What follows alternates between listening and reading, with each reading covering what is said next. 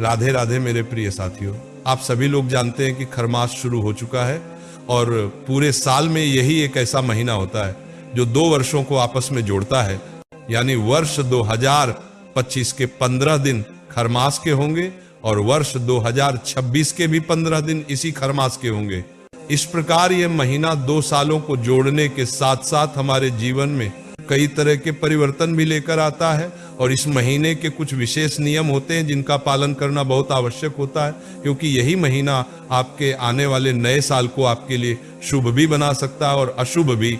साथियों, यह महीना विशेष रूप से सूर्य देव को समर्पित माना जाता है और भारत में जैसे ही खरमास आरंभ होता है और जब तक समाप्त नहीं होता तब तक सभी प्रकार के मांगलिक कार्य रोक दिए जाते हैं। हिंदू मान्यता के अनुसार खरमास के दौरान कोई भी शुभ कार्य करने से उसका अशुभ फल प्राप्त होता है।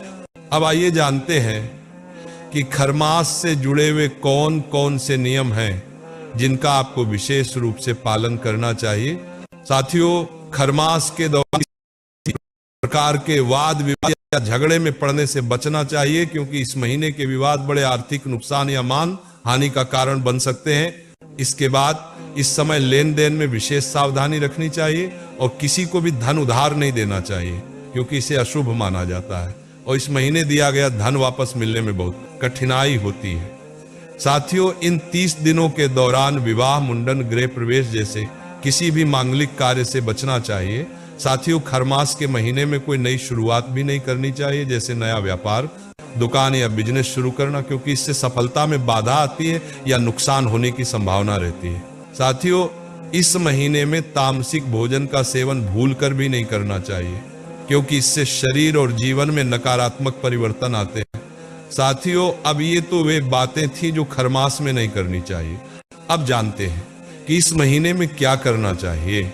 हिंदू मान्यता के अनुसार खरमास के दौरान सभी लोगों को सूर्योदय से पहले उठकर स्नान ध्यान करना चाहिए और उगते हुए सूर्य देव को अर्घ्य देकर उनके मंत्रों का जाप करना चाहिए। साथ ही इस महीने में चना, गुड़, चावल, काले तिल, कंबल, गर्म कपड़े या धन का दान अपनी क्षमता अनुसार अवश्य करना चाहिए। साथियों, खरमास के दौरान सोना, चांदी, नए कपड़े या पार्टी फंक्शन से जुड़ा कोई भी सामान नहीं खरीदना चाहिए।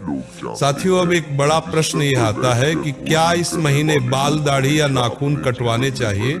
नियमों के अनुसार खरमास में बाल, दाढ़ी और नाखून काटने से बचना चाहिए, क्योंकि ऐसा करने से शरीर का तेज कम होता है। साथियों, जब सूर्य देव धनु राशि में प्रवेश करते हैं तब खरमास शुरू होता है और मकर संक्रांति के दिन सूर्य देव के मकर राशि में प्रवेश करने के साथ ही खरमास समाप्त हो जाता है। इसके बाद सभी शुभ और मांगलिक कार्य फिर से आरंभ हो जाते हैं। साथियों, अब सबसे महत्वपूर्ण बात यह है कि खरमास में तुलसी पूजा कैसे करें। इस महीने तुलसी पूजा की विधि थोड़ी बदल जाती है। साथियों, इसमें ज्यादा चिंता की आवश्यकता नहीं, बस प्रतिदिन सुबह जल्दी उठकर तुलसी जी की पूजा करें, उन्हें जल अर्पित करें और शाम के समय घी का दीपक जलाएं। खरमास के दौरान तुलसी माता को चूड़ी, बिंदी, सिंदूर, कुमकुम, मेहंदी या सुहाग की वस्तुएं अर्पित नहीं करनी चाहिए, क्योंकि मान्यता है कि इस महीने तुलसी जी का स्वरूप थोड़ा उग्र होता है, इसीलिए सरल पूजा ही उत्तम मानी जाती है। साथियों, साथ ही रविवार, एकादशी और द्वादशी के दिन तुलसी जी की पत्तियां नहीं तोड़नी चाहिए। साथियों, अब हमें आशा है कि आपको खरमास से जुड़े सभी प्रश्नों के सही उत्तर मिल गए होंगे।